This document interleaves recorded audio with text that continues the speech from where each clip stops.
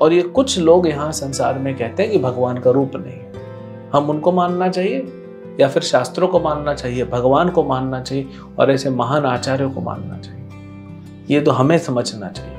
ये भगवत गीता में तो क्लियर, आगे तो और बताएंगे। 12वें अध्याय में अर्जुन पूछेगा। हरे कृष्णा। भगवत गीता अध्याय 7 श्लोक संख्या 7। मत्तः परतरम नान्यत् किंचिदस्ति धनंजय मयि सर्वम इदं प्रोतम सूत्रे मणिगणा इव। हे धनंजय, मुझसे श्रेष्ठ कोई सत्य नहीं है। जिस प्रकार मोती धागे में गुथे रहते हैं उसी प्रकार सब कुछ मुझ पर आश्रित है। भगवान क्या कह रहे हैं? मत्त परतरम न अन्यथ, मुझसे कोई श्रेष्ठ नहीं है, कोई सत्य नहीं है। भगवान परम सत्य है, परम तत्व है, मतलब भगवान के ऊपर कुछ नहीं है। लेकिन भगवान इस सृष्टि को कैसे चलाते हैं? अभी हमने पिछले कुछ श्लोकों में देखा कि भगवान की अपराशक्ति है, भगवान की पराशक्ति है और विभिन्न भिन्न शक्तियां हैं भगवान की, सब भगवान के अंडर में। तो भगवान एक उदाहरण दे रहे हैं। जैसे ये देखिए, तुलसी की माला है, इसमें आपको क्या दिख रहा है? भले बोलते हैं तुलसी की माला है, तो तुलसी तो दिख रही है, लेकिन इसके अंदर क्या है? हमको सिर्फ तुलसी दिख रही है, इसके अंदर धागा है। तो ऐसे ब्रह्मांड में हमको पदार्थ दिख रहा है, भौतिक चीजें दिख रही हैं, अलग अलग ग्रह दिख रहे हैं, लेकिन जो इन ग्रहों को साथ में रखे हुए हैं वो परमात्मा हमको नहीं दिखते, क्योंकि उतना हमारा गुण नहीं है ना, उतना क्वालिफिकेशन नहीं है हमारा। तो भगवान कैसे सृष्टि को चलाते हैं, भागवत में एक उदाहरण है।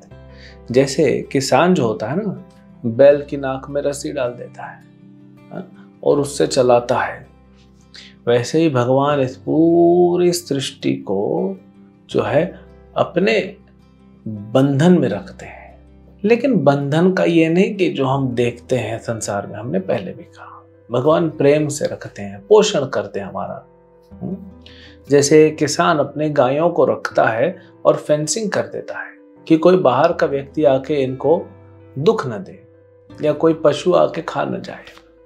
कई बार जंगल के पास गांव रहते हैं तो शेर आ जाते हैं, तो उनसे बचाने के लिए फेंसिंग करना पड़ता है। तो भगवान ऐसे ही हमारी रक्षा करते हैं। यहाँ पे भगवान बोल रहे हैं कि मुझसे श्रेष्ठ कोई नहीं। यहाँ पे बड़ा क्लियर हो गया। एक और यहाँ पे मायावाद का सिद्धांत जो है उसका खंडन हो गया कि भगवान बोल रहे हैं मैं परम सत्य हूँ, मुझसे ऊपर कोई नहीं, और भौतिक प्रकृति तो मेरी एक शक्ति है। इसी अध्याय में बताएंगे, मया अध्यक्षेन प्रकृति सूयते सचराचर, मेरी अध्यक्षता में प्रकृति चल रही है। कुछ श्लोकों बाद बताएंगे। और ये कम बुद्धि जीव जो होते हैं, कम बुद्धि वाले लोग, ये कहते हैं कि भौतिक प्रकृति सबको चला रही है और भगवान बंधन में। ऐसा कैसे हो? फिर ये तो गीता का श्लोक गलत हो गया, फिर गीता क्यों पढ़े? अच्छा, जो कम बुद्धि वाले लोग होते हैं ना, वो गीता का ही श्लोक आपको बताएंगे, लेकिन पूरा उसका मतलब घुमा देंगे। हाँ, बोलेंगे ये देखो सूर्य है, और फिर सूर्य को ढक देंगे बादल से, तो सूर्य है ही नहीं। बोले देखो सूर्य है ही नहीं, सूर्य की शक्ति से ही बादल बना रहे हैं, फिर सूर्य को ढक देते हैं। मतलब भगवत गीता के श्लोकों को बोलेंगे लेकिन उसके अर्थ को पूरा ढक देंगे, तो आप कंफ्यूज हो जाएंगे, क्योंकि भगवत गीता तो प्रामाणिक है।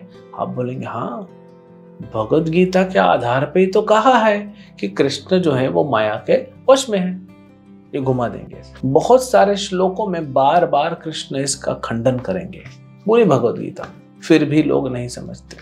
अब कुछ लोग बोलते हैं कि ये संसार को शक्ति चलाती है, आदि शक्ति है।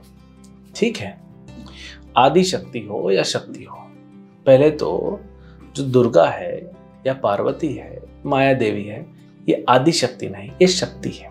अब शक्ति संसार को नहीं चला सकती, क्योंकि यहाँ पे भगवान ने कहा शक्ति मेरे वश में है। शक्ति को तो भगवान ने दिया है कि तुम चलाओ। जैसे एक पति अपने पत्नी के लिए घर बनाता है, फर्नीचर बनाता है और उसको पैसा देता है कि तुम चलाओ घर, तो घर कौन चला रहा है? पत्नी चला रही है, लेकिन किसने दिया है? पति ने दिया है। तो शक्ति के ऊपर शक्तिमान होता है जो शक्ति को अपने पास रखता है। अब दुर्गा अगर शक्ति है तो शिव जी शक्तिमान हुए कि नहीं? हाँ, पति से ऊपर थोड़ी होगा पत्नी। तो ऐसे ही जो आदि शक्ति है, एक्चुअली आदि शक्ति दुर्गा नहीं है, आदि शक्ति श्रीमती राधा रानी। और वो कौन है? वो भगवान की शक्ति है, क्योंकि शक्ति किसी की होती है, वो भगवान की शक्ति है, कृष्ण की शक्ति है। तो कृष्ण जो है वो आदि शक्तिमान है। ब्रह्मा जी भी कहते हैं ईश्वर परम कृष्ण सच्चिदानंद विग्रह अनादिर आदिर गोविंद सर्व कारण कारणम। हे गोविंद, हे कृष्ण, ईश्वर तो बहुत हैं इस संसार में, छोटे छोटे, लेकिन परमेश्वर तो आप हैं एक। सबका कहीं ना कहीं आदि है, लेकिन आप कौन हो? आप अनादि हो। सर्व कारण कारणम, सभी कारणों के आप ही कारण। गोविंदम आदि पुरुषम तमहम भजामि।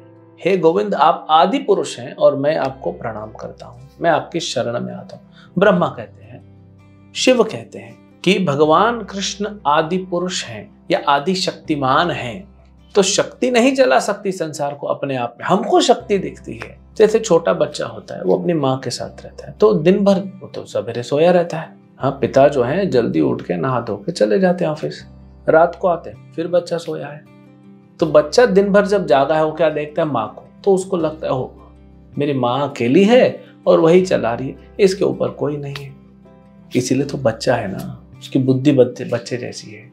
लेकिन जो बड़ा व्यक्ति होकर समझता है नहीं, पिताजी सवेरे ऑफिस गए, शाम को आएंगे और संडे को रहते हैं, है ना। ऐसे भगवान कभी कभी प्रकट लीला करते हैं। संडे मान लीजिए भगवान का, वो प्रकट लीला करते हैं, नहीं तो अप्रकट रहते हैं।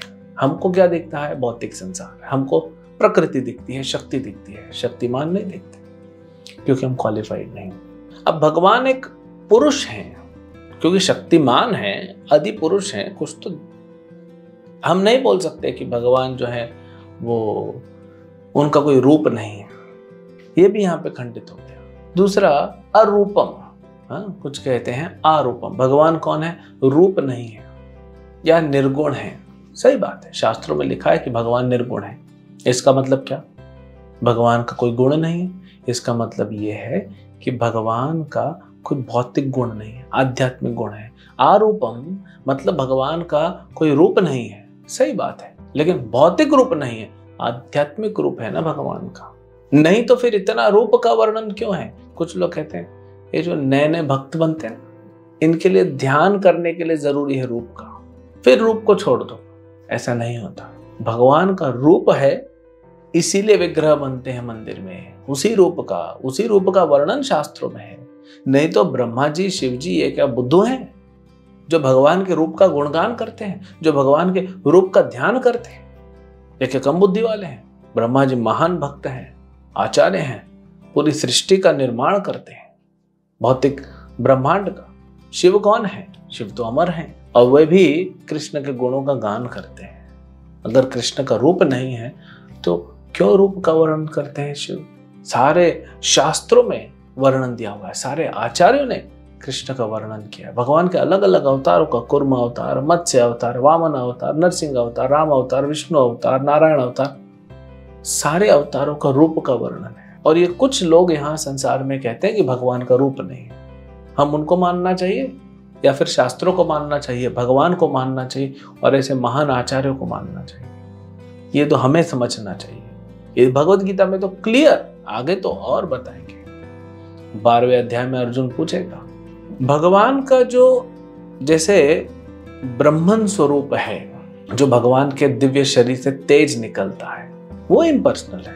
वो जो है वो निराकार स्वरूप है भगवान का, लेकिन वो निराकार स्वरूप का जो आधार है वो तो आकार है। भगवान भगवद गीता के 14वें अध्याय में बताएंगे कि ये निराकार ब्रह्म जो है ये मुझ पे आधारित है, मैं इसका आधार हूं। और भगवान से अर्जुन पूछेंगे कि निराकार ब्रह्म की पूजा करूं या मैं साकार रूप की पूजा करूं? भगवान बोले निराकार ब्रह्म की करोगे बहुत तकलीफ मिलेगा, क्लेश ही क्लेश है, और वो नीचे का पूजा है, ऊपर का करो टॉप मोस्ट, वो साकार रूप का है। तो भगवद गीता में बारंबार भगवान ने बताया, तो हमें भगवान की सुननी चाहिए।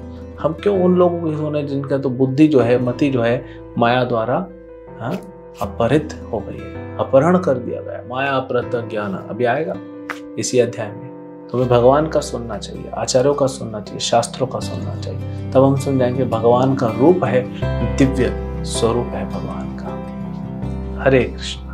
नमः।